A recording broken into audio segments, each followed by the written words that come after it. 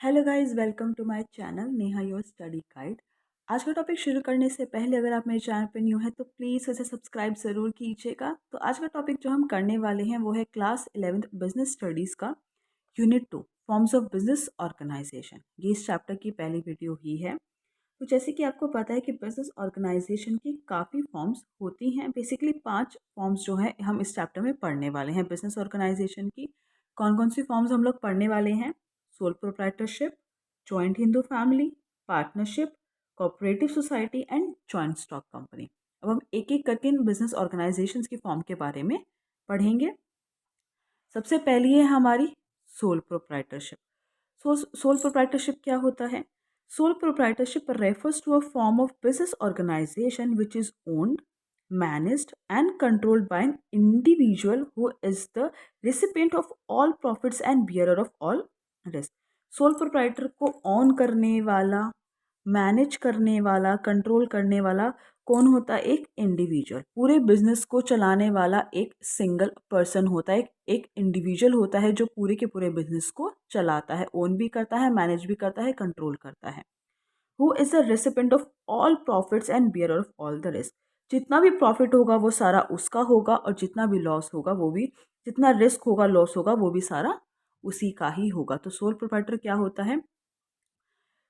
एक ऐसी ऑर्गेनाइजेशन जिसको चलाने वाला एक इंडिविजुअल होता है जो सारे प्रॉफिट का हकदार होता है और सारा रिस्क और सारे लॉसेस भी उसी के ही होते हैं। जैसे कि यूजुअली हम लोग हमारी रिटेल शॉप्स जितनी भी मार्केट में होती हैं वो यूजुअली सोल प्रोप्राइटर ही होती हैं, जिनको चलाने वाला एक इंडिविजुअल ही होता है। राशन की दुकान वाले ना, ग्रॉसरी शॉप्स वाले, मेडिसिन वाले, यूजुअली वो सोल प्रोप्राइटर ही होते हैं। जो एक इंडिविजुअल रन कर रहा होता है, जो सारे प्रॉफिट का हकदार भी होता है और सारे रिस्क भी उसी के ही होते हैं। अब हम आगे देखते हैं फीचर्स क्या क्या होते हैं सोल प्रोप्राइटर के। पहला है फॉर्मेशन एंड क्लोजर। इसको ओपन कैसे किया जाता है, इस बिजनेस को स्टार्ट कैसे किया जाता है, फॉर्म कैसे किया जाता है, उसका क्लोजर कैसे होता है। There is no separate law that govern sole proprietorship. Sole proprietorship वालों के लिए कोई भी लॉ एज सच गवर्न नहीं किया गया है। वो जैसे अपना बिजनेस चलाना चाहते हैं चला सकते हैं। Hardly any legal formalities are required to start a sole proprietary business. हार्डली कोई ऐसा बिजनेस होता है जिसके लिए लाइसेंस की रिक्वायरमेंट, एक लीगल फॉर्मेलिटी की रिक्वायरमेंट चाहिए होती है, जो आपको फुलफिल करनी पड़ेगी, तभी आप अपना बिजनेस जो है स्टार्ट कर सकते हो। दो इन सम केसेस वन में रिक्वायर अ लाइसेंस। किसी किसी में लाइसेंस की रिक्वायरमेंट होती है और किसी किसी में कुछ लीगल फॉर्मेलिटीज़ होती हैं जो कि कंप्लीट करने के बाद ही आप अपना सोल प्रोप्राइटर का बिजनेस जो है स्टार्ट कर सकते हो। क्लोजर भी जो है बहुत आसानी से हो जाता है। जब भी उसका मन कर रहा है कि भाई उसको लॉस हो रहा है या रिस्क ज़्यादा है या उसका मन नहीं है करने का, या और भी कुछ उसके कुछ पर्सनल रीजंस है जिसकी वजह से वो बिज़नेस बंद करना चाहता है, तो वो ईजिली जो है अपना बिज़नेस क्लोज कर सकता है, क्योंकि उसको किसी की जो है परमिशन की ज़रूरत नहीं है कि भाई मैं अपना बिज़नेस बंद कर लूँ क्या। वो अपने अकॉर्डिंग जो है अपने बिज़नेस का क्लोजर कर सकता है, क्योंकि चलाने वाला वो एक इंडिविजुअल ही है। Thus there is ease in her personal property to repay the firm's debt. और वो जो है अपनी, पर ये है कि जब वो क्लोज करेगा और उसके ऊपर कोई डेट है, उधार है, किसी को जो है, उसको जो है किसी का पैसा देना है, तो उसके लिए उसे अपनी पर्सनल प्रॉपर्टी तक भी सेल आउट करनी पड़ सकती है to repay the firm debt, क्योंकि चला वही रहा था। उसने अपने अकॉर्डिंग बिजनेस को चलाया है, मैनेज किया है, डिसीजंस लिए हैं, कंट्रोल किया है, तो सारे डेट भी उसी को ही पे करने पड़ेंगे। सारे जितने भी उधार होंगे, लोन्स होंगे, जो भी डेट होगा, उसकी कर्जा होगा उसके सर पे, वो सारा उस अकेले को ही पे करना पड़ेगा, जिसके लिए जो है उसको अपनी पर्सनल प्रॉपर्टी तक जो है बेचनी पड़ सकती है, गिरवी रखनी पड़ सकती है, क्योंकि डिसीजंस भी उसी ने ही लिए थे। जो आज इतना डेट है या लॉस हो रहा है, कुछ भी रीज़न है, तो वो उसकी अकेले की वजह से ही है। तो नेक्स्ट आता है हमारा, नेक्स्ट फीचर है unlimited liability. Sole proprietor have unlimited liability. उसकी लाइबिलिटी जो है अनलिमिटेड होती है। दिस इम्प्लाइज, इसका मतलब क्या है? That the owner is personally responsible for payment of debt in case the assets of the business are not sufficient to meet all the debts. जब वो अपना बिजनेस बंद कर रहा है या कोई भी रीज़न है और वो अपने डेट की जब उसको पेमेंट करनी है, जितना भी उसके ऊपर कर्जा है उसकी पेमेंट उसको करनी है, और उसके बिजनेस के एसेट्स कि अगर कमी पड़ रही है, कि अपना एसेट्स भी उसने बेच दिए, जितने भी बिजनेस के एसेट्स थे वो सारे बेच चुका है, तब भी कर्जा उसके सर पे है, तो उसे अपनी पर्सनल प्रॉपर्टी तक करनी पड़ेगी, बेचनी पड़ेगी, ताकि वो डेट को रीपे कर सके, क्योंकि वो अकेला है जो बिज़नेस को चला रहा है, तो वो पर्सनली रिस्पॉन्सिबल होगा सारी डेट की पेमेंट करने के लिए। अब वो डेट की पेमेंट करने के लिए बाहर से पैसा उठाए या अपनी पर्सनल प्रॉपर्टी सेल आउट करे, वो उसके ऊपर होता है, लेकिन वो पर्सनल रिस्पॉन्सिबल होता है। जितनी भी लाइबिलिटी होगी उसके सर पर, अनलिमिटेड लाइबिलिटी जितनी उसने अपने सर पे ली होगी, वो उसे पे करनी पड़ेगी। जितने भी पैसों के लिए, जितने भी लोगों के लिए वो लाइबल है उनको पेमेंट करने के लिए, उसको जो है उन्हें इसे जो है उनको पेमेंट करनी पड़ेगी। As such the owner's personal position such as his her personal car हो, अब उसकी जो पर्सनल पोजिशन है जितने भी, या उसकी पर्सनल कार हो या कोई भी एसेट हो, उसका घर हो या कोई भी एसेट हो, could be sold for repaying the debt, वो बेची जाएगी for repaying the debt. Next है हमारा sole risk bearer and profit recipient. जितना भी रिस्क होता है और जितना भी प्रॉफिट होता है, उसका वो एक इकलौता हकदार होता है, सोल होता है। The risk of failure of business is borne all alone by the sole proprietor. जितना भी रिस्क होता है बिजनेस के फेल होने का, वो एक इकलौता होता है जो उसके लिए रिस्पॉन्सिबल होता है। सारा रिस्क उसी का ही होता है। However, if the business is successful, अगर business successful हो जाता है, the proprietor enjoy all the benefits। जो proprietor है, sole proprietor है, वो सारे benefits भी enjoy अकेले ही करेगा। सारा रिस्क उसका है तो सारे benefits भी उसके हैं, सारा profit भी उसी का है।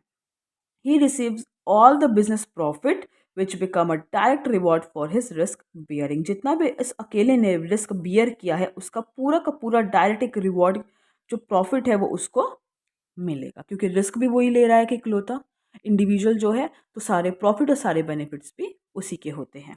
उसे अपना प्रॉफिट किसी के साथ शेयर करने की ज़रूरत नहीं है। नेक्स्ट हमारा फीचर है control. The right to run the business and make all decision lies absolutely with the sole proprietor.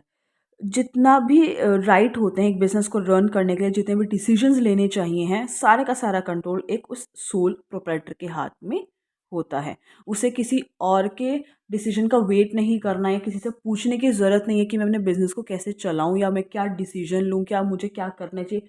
जैसा उसको अकॉर्डिंग, उसको अपने माइंडसेट के अकॉर्डिंग ठीक लगेगा, वो अपना डिसीजन ले सकता है। पूरा का पूरा कंट्रोल उस अकेले सोल प्रोप्राइटर के हाथ में होता है। He can carry out his plan without any interference from others. किसी का भी इंटरफेयर नहीं होता है उसके बिजनेस में। वो जो प्लान बना रहा है अपने बिजनेस को लेके, उसको कैरी आउट कर सकता है बिना किसी की इंटरफेरेंस के, बिना किसी से पूछे। नेक्स्ट फीचर है हमारा no separate entity. In the eyes of the law no distinction is made between the sole trader and his business. Sole trader और बिजनेस ये दोनों अलग अलग नहीं होते। चलाने वाला की इकलौता है, तो उसके नाम से ही उसके बिजनेस को जाना जाता है या उसके बिजनेस से उसको जाना जाता है। तो बेसिकली कोई डिस्टिंक्शन नहीं है इन दोनों के बीच में। As business does not have any identity separate from the owner. As business की कोई अलग आइडेंटिटी नहीं होती है, उस सोल प्रोप्राइटर के नाम से ही उसका बिजनेस जो है जाना जाता है। The owner is there for held responsible for all the activities of the business. और ओनर ही, उसका जो सोल प्रोप्राइटर है, वही सारी की सारी एक्टिविटी जितनी भी बिजनेस में हो रही है उसके लिए रिस्पॉन्सिबल होता है। कल को कोई भी प्रॉब्लम आएगी तो सारी उस अकेले को ही फेस करनी पड़ेगी। अगर कोई केस उसके बिजनेस में आके कर देता कि उसने कुछ गलत प्रोडक्ट सेल आउट किए हैं, गलत सर्विसेज प्रोवाइड कराई हैं, और उसके बिजनेस के ऊपर कोई सू करता है कि कोर्ट में जाके उसके ऊपर केस करता है, तो उसे ही वही वो रिस्पॉन्सिबल होगा ना उस चीज़ के लिए, क्योंकि वही अपने बिजनेस को इंडिविजुअली चला रहा था, उसमें किसी और का इंटरफेरेंस नहीं था। तो उसके बारे में उसे पता होना चाहिए है। तो अगर बिजनेस को लेके कोई भी कोर्ट में जो है केस करता है, तो वो उसके लिए वही रिस्पॉन्सिबल होगा। तो बेसिकली बिजनेस और ऑनर की अलग अलग आइडेंटिटी नहीं होती हैं। नेक्स्ट है हमारा lack of business continuity. The sole proprietorship business is owned and control by one person. Sole proprietorship जो है एक ही पर्सन ओन करता है, कंट्रोल करता है। देयरफॉर डेथ हो जाए अगर उस इंडिविजुअल की, इंसैनिटी हो जाए, कोई मेंटली डिसऑर्डर हो जाए, एम्पर्जमेंट कोई कस्टडी वगैरह का केस आ जाए, जेल वगैरह हो जाए, फिजिकल एलिमेंट कोई बॉडी में कोई डिसऑर्डर आ जाए, बॉडीली डिसऑर्डर आ जाए सोल प्रोप्राइटर को, तो will have direct and detrimental effect on the business. जिसका डायरेक्ट बिजनेस पे इफेक्ट आएगा और and may even cause closure of the business. और कभी कभी इनमें से कुछ अगर हो जाता है, किसी इंडिविजुअल को रीज़न हो जाता है, तो उसकी वजह से बिज़नेस भी बंद होने के चांसेस होते हैं, क्योंकि वो एक इंडिविजुअल ही है जो बिज़नेस को चला रहा है और उसको कुछ हो जाएगा तो बिज़नेस को जो है, बिज़नेस पे स्टॉपेज लगना या उसका क्लोज़र हो जाना चांसेस होते हैं। आई होप गाइस कि आपको जो है फीचर्स सोल प्रोप्राइटर के क्लियर हो गए होंगे। अब हम आगे देखते हैं मेरिट्स ऑफ सोल प्रोप्राइटरशिप। सबसे पहला मेरिट क्या है? Quick decision making. एक इंडिविजुअल है तो क्विक डिसीजन मेकिंग हो जाएगा, उसको किसी से पूछने की ज़रूरत नहीं है, किसी से सलाह करने की ज़रूरत नहीं है। वो ऑन अ अपने बेसिस पे जो है खुद सोच के प्लान्स करके जो है क्विक डिसीजन ले सकता है। डिसीजन मेकिंग इज प्रॉम्प्ट, बहुत जल्दी होती है, because there is no need to consult other. किसी को कंसल्ट करने की ज़रूरत नहीं है, उसको अकेले को ही डिसीजन लेना है तो वो जल्दी ले सकता है। This may lead to timely capitalisation of market opportunities as and when they arise. अगर कोई भी मार्केट में अपॉर्चुनिटी आती है तो वो उसे जो है टाइमली अपने अंडर में ले सकता है, उसकी अपॉर्चुनिटी को जो है ग्रैब कर सकता है, अपना फायदा करा सकता है। नेक्स्ट है हमारा confidentiality of information. A sole proprietor can keep all business information confidential and maintain secrecy. Secrecy maintain करता है क्योंकि उसे किसी से कंसल्ट करने की ज़रूरत नहीं, किसी को बताने की ज़रूरत नहीं है कि उसका बिजनेस में क्या हो रहा है, क्या नहीं हो रहा है। He is not bound by law to publish the account of his business. और लॉ भी नहीं कहता है कि आपको अपने जो है अकाउंट्स को, बिजनेस के अकाउंट्स को जो है पब्लिकली पब्लिश कराने हैं, पब्लिकली किसी को दिखाने की ज़रूरत नहीं है। कॉन्फिडेंशियल और सीक्रेसी यहाँ पे मेंटेन हो जाती है। थर्ड है हमारा ease of formation and closure. बहुत ईजिली ही जो है सोल प्रोप्राइटरशिप ओपन भी हो जाता है और क्लोज भी हो जाता है। An important merit of sole proprietorship is the possibility of entering into the business with minimum legal formalities. बहुत ही मिनिमम लीगल फॉर्मेलिटीज की ज़रूरत होती है, सोल प्रोप्राइटरशिप का बिजनेस जो है आराम से ओपन हो जाता है। लीगल फॉर्मेलिटीज़ भी या लाइसेंस की ज़रूरत भी किसी किसी में ही ज़रूरत पड़ती है, केमिकल्स हो, अल्कोहल हो, रिलेटेड बिजनेस हो, तो उसमें लीगल फॉर्मेलिटीज़ हो गई हैं, लाइसेंसिंग होगी, उसकी रिक्वायरमेंट पड़ती है जो आपको लेना पड़ता है। नहीं तो आप इजीली जो है सोल प्रोप्राइटर बिजनेस स्टार्ट कर सकते हो। There is no separate law that govern sole proprietor. और सोल प्रोप्राइटर के लिए कोई सेपरेट लॉ अभी तक गवर्न नहीं हुआ है कि वो उन्हें फॉलो करने हैं वो रूल्स एंड रेगुलेशन, तो ऐसा नहीं है। नेक्स्ट आता है direct incentive. A sole proprietor directly get the benefit of his efforts as he is the sole recipient of all the profit. Sole proprietor के सारे जितने भी प्रॉफिट्स होते हैं, अब सारा एफर्ट वो लगा रहा है, सारा रिस्क वो ले रहा है, तो सारे बेनिफिट्स और सारे प्रॉफिट भी उसी के ही होते हैं। The need to share profit does not arise as he is the single owner. Profit उसे किसी के साथ शेयर करने की ज़रूरत नहीं है क्योंकि वो एक सिंगल ओनर है अपने बिजनेस का। नेक्स्ट आता है sense of accomplishment. There is a personal satisfaction involve in working for one self. एक पर्सनल सेटिस्फैक्शन आता है कि हाँ, मैंने जितना काम किया है, जितनी मेहनत की है, वो मुझे जो है उसका रिवॉर्ड, उसका प्रॉफिट, उसके बेनिफिट्स मुझे रिसीव हो रहे हैं, तो एक पर्सनल सेटिस्फैक्शन आता है कि हाँ, मैं इतने अच्छे से मेहनत कर रहा हूँ तो उसका फल मुझे मिल रहा है। If the business is successful, अगर बिजनेस सक्सेसफुल हो जाता है, it contributes to self satisfaction of the sole proprietor. अगर बिजनेस सक्सेसफुल हो जाता है, अच्छे से चल जाता है, तो एक सेल्फ सेटिस्फैक्शन एक सोल प्रोप्राइटर को मिलती है and creates a sense of accomplishment in him. और एक सेंस आती है कि हाँ, मैं और अच्छा भी कर सकता हूँ, जो अब तक मैंने किया है बहुत अच्छे से किया है, मैंने जो प्लान किया था वो अच्छे से वर्कआउट हो गया है। तो एक आता है कि हाँ, एक सेल्फ सेटिस्फैक्शन जो है, एक मोटिवेशन भी आता है। आई होप गाइस कि आपको जो है merits of sole proprietorship clear हो गए होंगे। अब हम देखते हैं लिमिटेशन ऑफ सोल प्रोप्राइटरशिप, जिसमें सबसे पहला है लिमिटेड रिसोर्सेज। अब एक इंडिविजुअल है तो रिसोर्सेज तो लिमिटेड होंगे। Resources of a sole proprietor are limited to his her personal savings and borrowings from other।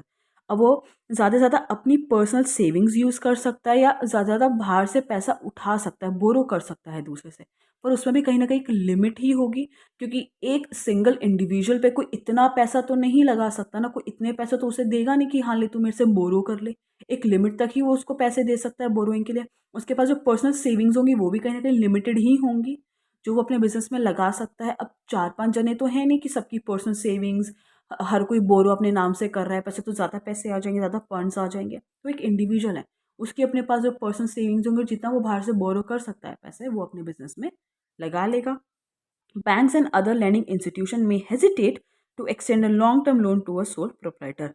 Banks या और कोई फाइनेंशियल इंस्टीट्यूशन होते हैं जो पैसा देते हैं उधार पे, लेंड करते हैं, तो वो भी कहीं ना कहीं हेजिटेट करते हैं एक सोल प्रोप्राइटर को लॉन्ग टर्म लोन देने में, क्योंकि पता नहीं है ना कि इंडिविजुअल बिजनेस चला रहा है, अब वो कब तक है नहीं है, उसका बिजनेस कब तक है, कब तक वो चलाएगा। तो शॉर्ट टर्म लोन तो फिर भी वो एक दे देते हैं, बैंक प्रेफर कर देता है, पर लॉन्ग टर्म लोन में जो है हेजिटेशन होती है बैंक्स की तरफ से या अदर फाइनेंशियल इंस्टीट्यूशन की तरफ से एक सोल प्रोप्राइटर को जब लोन देने की बात आती है, पैसे लेंड करने की बात आती है। Lack of resources is one of the major reason why the size of the business rarely grow much and churn remain so.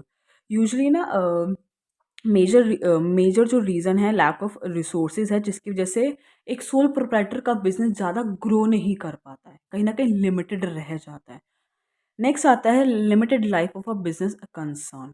The sole proprietorship business is own and controlled by one person, एक ही person जो है control करता है, own करता है। So death, insanity, imprisonment, bankruptcy of a proprietor affect the business. कहीं ना कहीं ये रीजंस है जो बिजनेस को अफेक्ट करेंगे and it can lead to its closure, और इसी की वजह से बिजनेस के बंद होने के चांसेस भी ज़्यादा। तो बिजनेस की लाइफ जो है बहुत ही लिमिटेड होती है, क्योंकि चांसेस होते हैं कहीं ना कहीं बिजनेस के बंद होने की या उस पर थोड़ी टाइम के लिए स्टॉपेज लगने की। नेक्स्ट है हमारा अनलिमिटेड लायबिलिटी। ये भी एक जो है लिमिटेशन ही है इसके लिए। If the business fails the creditors can recover their dues not merely from the business asset but also from the personal assets of the proprietor. अगर बिजनेस फेल हो जाता है, जो क्रेडिटर्स हैं, जिनको जो है पैसे लेने हैं उस सोल प्रोप्राइटर से, ओनर से, वो सिर्फ उसके बिजनेस के एसेट से पैसे नहीं लेंगे। अगर बिजनेस एसेट्स कम पड़ जाएंगे तो उसके पर्सनल एसेट्स तक को भी सोल आउट करके वो पैसे जो है उनसे मांगेंगे। मतलब सोल प्रोप्राइटर से पैसे मांगेंगे कि अगर तेरे बिजनेस के एसेट्स कम पड़ रहे हैं तो तू अपनी पर्सनल प्रॉपर्टी हो, अब उसमें कार, घर, कुछ भी आ सकता है, जो भी एसेट उसके पास है पर्सनल, उसको सोल्ड आउट करके जो है उन्हें सोल प्रोप्राइटर को जो है उन क्रेडिटर्स को पैसे देने होंगे। A poor decision or an unfavorable circumstance can create serious financial burden on the owner. अगर कोई डिसीजन गलत ले लिया गया या कोई सर्कमस्टांस ऐसे आ गए हैं जो सोल प्रोप्राइटर के फेवर में नहीं है, तो कहीं ना कहीं फाइनेंशियल बर्डन एक क्रिएट हो सकता है ओनर पे, कि भाई हाँ अब तो कर्जा ज़्यादा हो गया तो पे ऑफ करना पड़ेगा, जिसके लिए उसे आगे कुछ ना कुछ करना पड़ेगा, डिसीजन लेने पड़ेंगे कि भाई बिजनेस का एसेट बेचना है, पर्सनल प्रॉपर्टी सेल आउट करनी है, कहीं और से लोन उठाना है, पैसे लेंड करने हैं ताकि वो अपने क्रेडिटर्स को पैसे दे सके। That is why a sole proprietor is less inclined to take a risk in the form of innovation और एक्सपेंशन। यही एक रीज़न है कि सोल प्रोप्राइटर जो है इनोवेशन के फॉर्म में या बिजनेस को एक्सपेंड करने के फॉर्म में जो एक रिस्क होता है उसको थोड़ा कम ही लेना पसंद करता है, क्योंकि वो रिस्क ले तो लेगा, बट अगर वो रिस्क उसके फेवर में नहीं हुआ तो उस पर ज़्यादा फाइनेंशियल बर्डन आने के चांसेस होते हैं। हमारा नेक्स्ट लिमिटेशन है limited managerial ability. The owner has to assume the responsibility of varied managerial tasks such as purchasing, selling, financing, सब उसको देखना है। वो एक सिंगल इंडिविजुअल है जो रिस्पॉन्सिबल होता है हर एक टास्क के लिए। It is rare to find an individual who excel in all these area, और कोई बहुत कम ही एक इंडिविजुअल होते हैं जो हर एक एरिया में परफेक्ट होते हैं, मतलब उनको नॉलेज होती है हर एक एरिया की, कि भाई सेलिंग में भी, परचेजिंग में भी, फाइनेंसिंग में भी, हर चीज़ में वो जो डिसीजन ले रहे हैं वो बिल्कुल करेक्ट ही लेंगे। दस डिसीजन मेकिंग में not be balanced in all the cases, और कभी कभी जो उन्होंने डिसीजन मेकिंग की है वो बैलेंस नहीं करती है हर एक केस में। कभी कभी उनको जो है फाइनेंशियल बर्डन भी फेस करने के चांसेस हो जाते हैं बिकॉज ऑफ द उनकी जो मैनेजीरियल बिजनेस को मैनेज करने की जो एबिलिटी है वो लिमिटेड है, क्योंकि हर एक इंडिविजुअल को हर एक एरिया की एक्सपेक्ट की नॉलेज नहीं होती है। कोई परचेजिंग में अपना दिमाग ज़्यादा चला जाता है, कोई सेलिंग में, तो कोई फाइनेंशिंग में। तो मतलब ऐसा नहीं कि भाई नॉलेज नहीं है तो क्या पता वो डिसीजन सही ना ले पाए, क्योंकि वो इंडिविजुअल है, किसी से कंसल्ट नहीं करना, उसे अकेले को ही डिसीजन लेने हैं। तो कहीं ना कहीं उसकी मैनेजरियल एबिलिटी लिमिटेड रह जाती है, जिससे डिसीजन मेकिंग कभी कभी गलत हो जाती है। आई होप गाइस कि आपको जो है सोल प्रोप्राइटर का टॉपिक अच्छे से क्लियर हो गया होगा। अब हम नेक्स्ट फॉर्म जो है बिजनेस ऑर्गेनाइजेशन की देखेंगे, वो है हिंदू अनडिवाइडेड फैमिली, या फिर जिसे हम जॉइंट हिंदू फैमिली बिजनेस भी कहते हैं। Joint Hindu family business is a specific form of organization wherein the business is owned and carried on by the member of the Hindu undivided family. ये एक specific form होती है जो on की जाती है, कैरी की जाती है by the member of Hindu undivided family. एक फैमिली मिलके पूरे बिजनेस को चलाती है, पीढ़ी दर पीढ़ी वो चलती हुई आ रही है।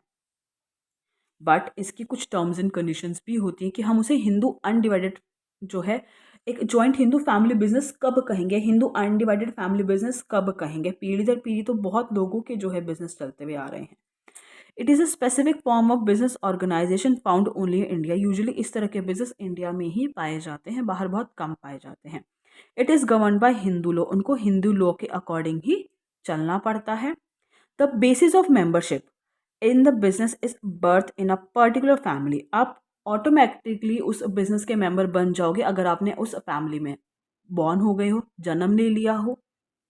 And 3 successive generation can be member in this business. और 3 सक्सेसिव जनरेशन जो है, आगे की 3 पीढ़ियां जो है इस बिजनेस की जो है मेंबर बनी रहती हैं, बन जाती हैं। The business is controlled by the head of the family who is the eldest member and is called कर्ता। जो एल्डेस्ट मेंबर होता है फैमिली का, सबसे बड़ा बड़ी एज का जो बंदा होता है, जो सबसे बड़ा होता है घर में, वो जो है बिजनेस का हेड होता है, जो पूरे बिजनेस को कंट्रोल करता है, जिसे हम कर्ता कहते हैं। All members have equal ownership right over the property of an ancestor and they are known as co-partners। और जो बाकी के members होते हैं सबके पास equal ownership होती है और उन्हें उनकी जो एंसेस्टर, जो पूर्वजों की प्रॉपर्टी उनके पास होती है, उनके ऊपर भी जो है उनका इक्वल राइट होता है और उनको क्या बोला जाता है, को पार्टनर्स। जो कंट्रोल करता है, जो मेन हेड होता है, उसे कर्ता बोलते हैं और बाकी मेंबर्स को जो है को पार्टनर्स कहा जाता है। अब हम देखते हैं features of Hindu undivided family. Features क्या क्या है। पहला है फॉर्मेशन। मैंने कहा था ना कि पीढ़ी दर पीढ़ी बिजनेस तो काफ़ी लोगों के चलते हुए आ रहे हैं, पर वो हिंदू अनडिवाइडेड फैमिली बिजनेस है या नहीं, वो कैसे पता चलेगा। There should be at least 2 member, 2 member जो है एटलीस्ट चाहिए होते हैं इस बिजनेस को स्टार्ट करने के लिए in the family. And ancestral property to be inherited by them. और उनके पास अपनी पूर्वजों की प्रॉपर्टी भी होनी चाहिए है, पुरानी जो पीढ़ी दर पीढ़ी उनके साथ चलती हुई आ रही है। और it is govern by Hindu succession act 1956। और उनको जो है हिंदू एक्ट फॉलो करना पड़ता है, जो भी उसमें लिखा गया है उसके अकॉर्डिंग चलना पड़ता है। तो यहाँ पे 2 चीज़ें हैं, एक तो उनके पास एंसेस्ट्रल प्रॉपर्टी होनी चाहिए और दूसरा वो जो है हिंदू सक्सेशन एक्ट 1956 के अकॉर्डिंग अपने बिजनेस को चला रहे हैं, तो ही वो हिंदू अनडिवाइडेड फैमिली बिजनेस कहलाया जाएगा। सेकंड है हमारा liability. The liability of all the member except the कर्ता is limited to their share of co-partnering property of the business।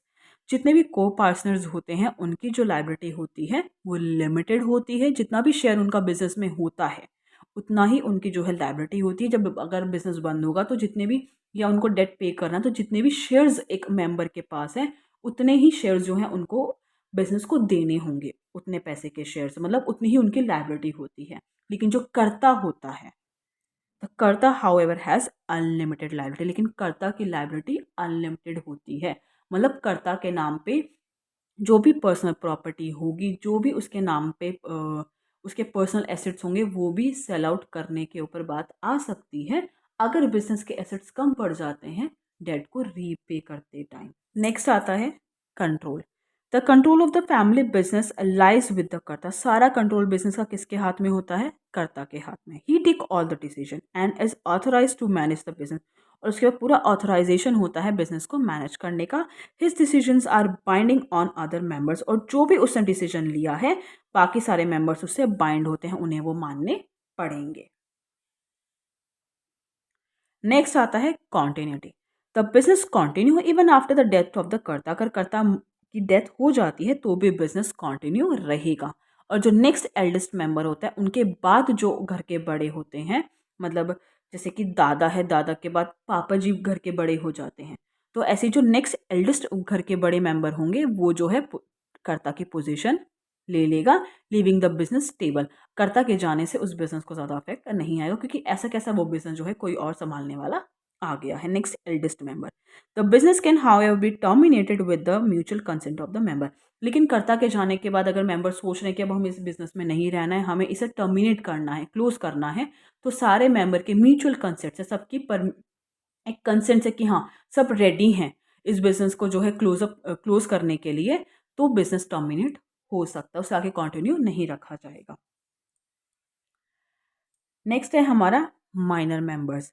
The inclusion of an individual into the business occur due to the birth in a Hindu undivided family. एक तो member automatically बन जाता है वो उस business का, जब वो उस फैमिली में बॉर्न हो जाता है, जन्म लेता है। जो बच्चा उस फैमिली में जन्म लेगा और वो Hindu undivided family business run कर रहे हैं, तो वो भी उसका मेंबर बन जाए। Hence minors can also be member of the business. इसलिए माइनर भी बिजनेस के मेंबर हो सकते हैं, क्योंकि वो बॉर्न होते ही ऑटोमेटिकली उसका मेंबर बन जाएगा। तो वो जब चाहे बिजनेस को ज्वाइन करना चाहता है वो जाके कर सकता है। आई होप गाइस कि आपको आज की मेरी वीडियो पसंद आई हो, आपको सारे टॉपिक्स जो है क्लियर हो गए हो। अगर आपको कोई भी डाउट है तो वो कमेंट सेक्शन में आप मुझसे पूछ सकते हैं।